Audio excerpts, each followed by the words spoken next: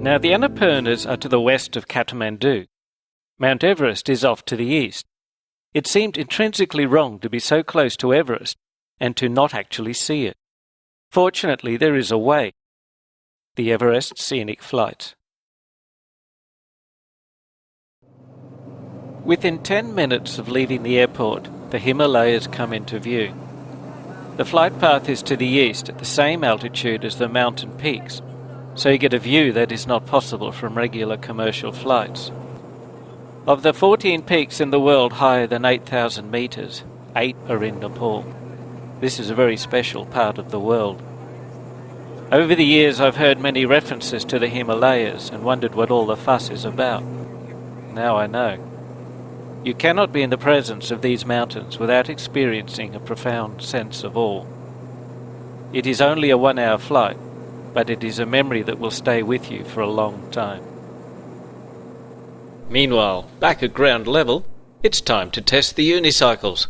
Okay, Anita, Ken tells me Kathmandu is unicycle utopia.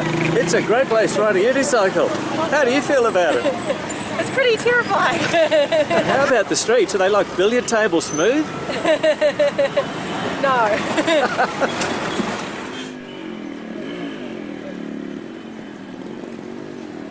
Of course, the truth lies in the middle. Some streets are smooth and flat. A few days later I tried touring around the city by more conventional means, and now I'm thinking a unicycle is a pretty good way to travel around Kathmandu, but off-road skills are mandatory.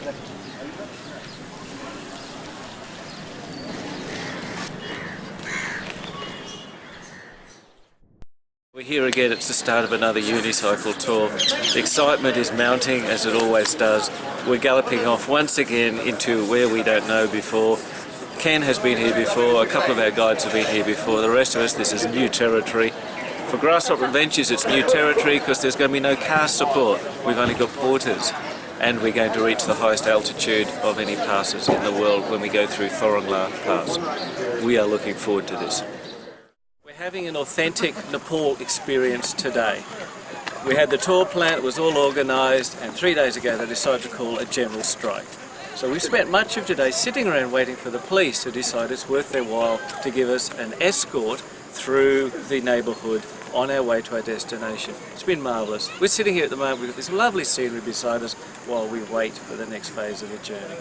It's going to be fun. And the next phase of the journey involved jeeps. The bitumen finishes at Bessi Sahar. Previously, this was where you started walking. In the last few years, what could be called a road was built, but it is better described by the phrase jeep track. This is incredibly rough.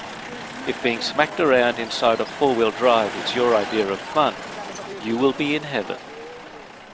The distance from Bessi Sahar to Bagar Chup is 52 kilometres. Google Maps thinks this will take around 2 hours. Wrong. We left Bessi Sahar at 4 p.m. We reached Bagar Chup at 11 p.m. Admittedly, there were many stops along the way, but our travel speed was not much faster than walking pace. After a while, the man riding on the outside of our jeep climbed onto the front and sat, I'm guessing, on the bull bar. He rode there for quite a while without hanging on. Even more amazingly, after I put the camera away, he put a bottle of beer to his mouth for a drink. At the previous stop, he had bought himself a beer, and now he was sitting on the bull bar drinking it while we were being shaken around like dice. This was a journey we all remember well.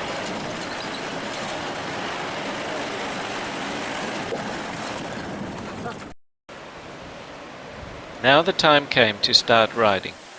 This was the whole purpose of the trip. If you are new to unicycle touring, then you need to know that riding around on unicycles is merely an excuse to produce huge quantities of photos and videos.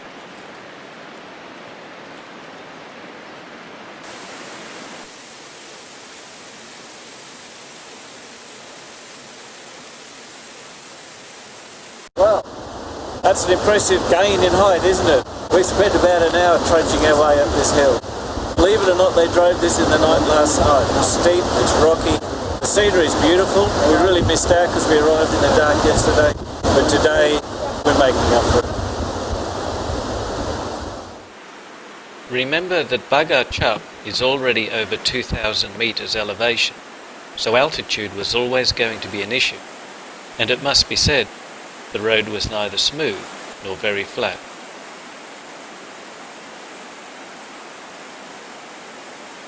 The first half of the first day is going good. We're doing a lot of walking, but it's fun. The scenery is awesome. The people are great. And somebody's coughing. So yeah.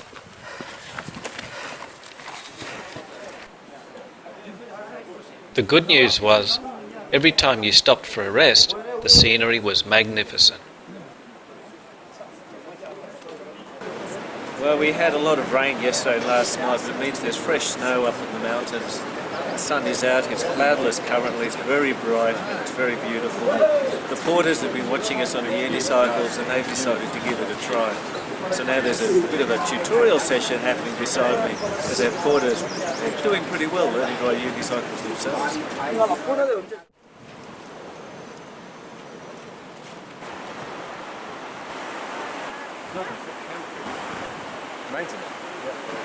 Oh, it's been outstanding.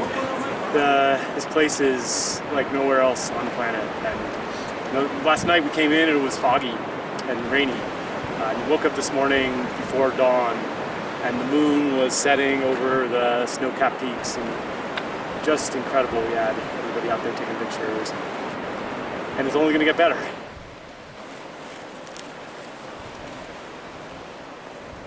We keep climbing, the views here are spectacular. We've just been enjoying a wall of the mountain over to the other side. Now we've turned the corner, there's a bit of a gap at this side of the mountain and there's another rock wall behind us that's equally impressive. The scenery just keeps going.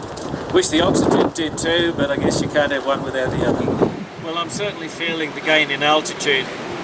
I've barely ridden anything since lunch. It's just been a slog uphill.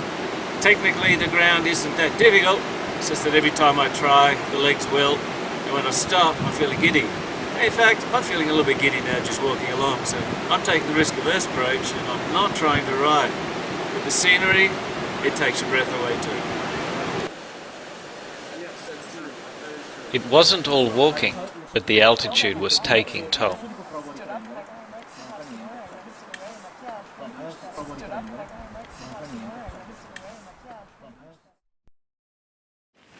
So far today has been a really strange riding day.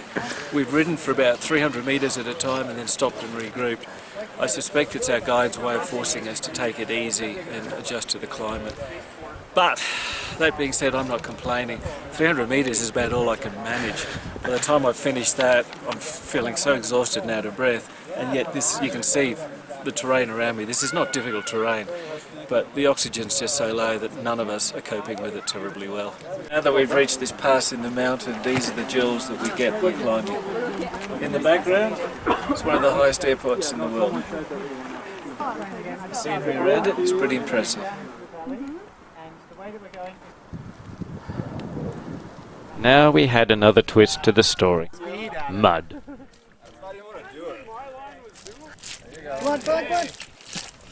Yes!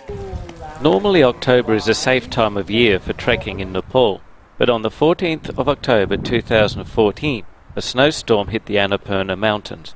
That became known as the 2014 Nepal snowstorm disaster because more than 43 people died, including 21 trekkers. We all knew about it because this is where we were heading right now. But April is so close to summer that it wouldn't happen while we were there, would it? We have arrived at Manang. 3 days of climbing, gaining altitude in the Himalayas. We're all feeling the effects of altitude, present company accepted. The rest day in Manang gave us a chance to hike up the other side of the valley for a closer look at Annapurna Glacier. This was a difficult climb, but the scenery was magnificent.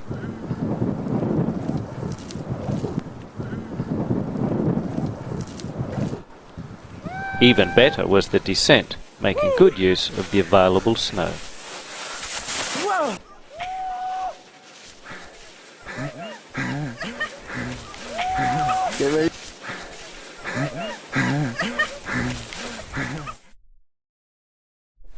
fun.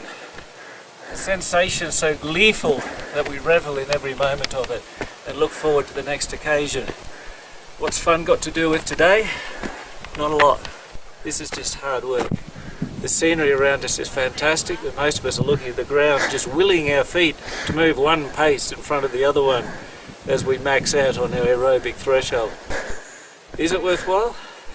Ask me again when I reach the top.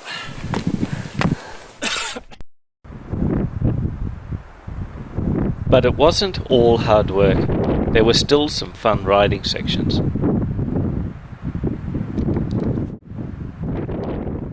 We've gone for a hike. We've covered 300 metres elevation. That's on top of the 4,000 down at Yakarta. Brings us up to 4,300 metres. And that's an important number because it's more than 14,000 feet, which just happens to be the altitude where I last jumped out of a plane with a skydive. It's rather difficult to think that I'm here actually higher than I was in that plane when I looked down over the coast of Caloundra, and it was a long way down, 40 seconds of free fall and then coming in to touch down on the sand on the ocean. And here I am up in the, well, you can see, there's a bit of snow around. Well, that path behind me is where we were going to be travelling today, heading towards our great target of the Torongla Pass. At this altitude the weather is always fickle, so we can't say we're surprised that there's a change in events. What was supposed to be a little sprinkle of snow, you can see from around me, this was bare dirt and rock yesterday. It has been transformed into a thick blanket of snow, and even worse, it has set in. Let it snow, let it snow, let it snow, let it snow. But it is not Christmas. We're not in a city. Instead, we are near one of the highest peaks in the world. It is snowing. The weather forecast saying that in the next 5 days it is gonna snow harder. So maybe it's time to slowly go down. But we are still alive. How have you enjoyed the tour so far? Absolutely. I don't want to be upset, but I'm quite not so happy because everyone would love to pass the pass, but if the mountain says no, we small ants, we only must say that's alright. From Yakarta è tutto, a voi la linea. So, here we are, in the middle of awesome valleys, and we can't see much. It's snowing like crazy, and it doesn't look like it's going to get a whole lot better. The news are, I might have to turn back on this wonderful trip. Hard, tough decisions, safe decisions, I think. So, I think it's good, but not what I like to do. Have you enjoyed the tour so far? Oh, awesome. Yes, and I've come here for the views and for the people and all this, and go down and have some more views. So I think that we're going to be even better because there's more snow and more beauty. So I'm not regretting it, but just a little bit. Every cloud has a silver lining. All those kilometres of hard slog climbing uphill now became a long and glorious descent downhill, as we lost 3 whole kilometres of altitude from Yakarta to Besi Sahar.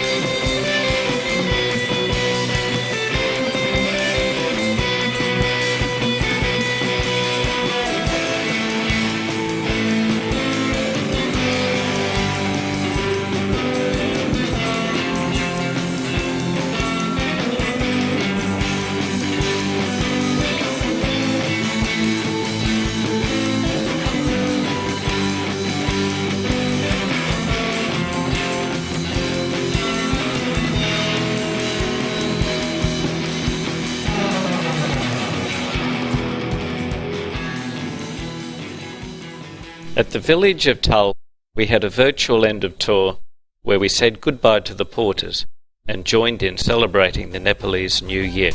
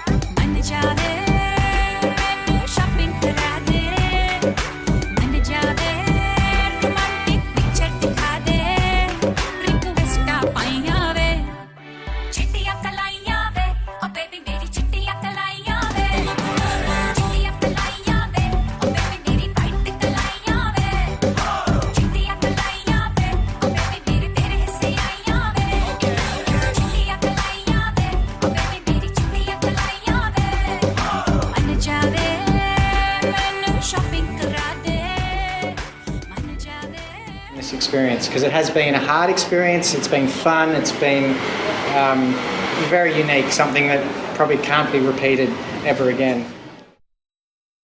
How do you wrap up a week of fun and adventure like this? The earthquake on 25th of April was not the postscript anyone would want. However, despite the earthquake, Annapurna Circuit is still open for business. The Himalayas remain the most majestic mountains on Earth. Now that I've been there once, I can confirm that they are worth visiting, and at some point in the future I will return to experience them again. Because experience is the word. No photo or video can fully convey the feeling of awe that these mountains inspire.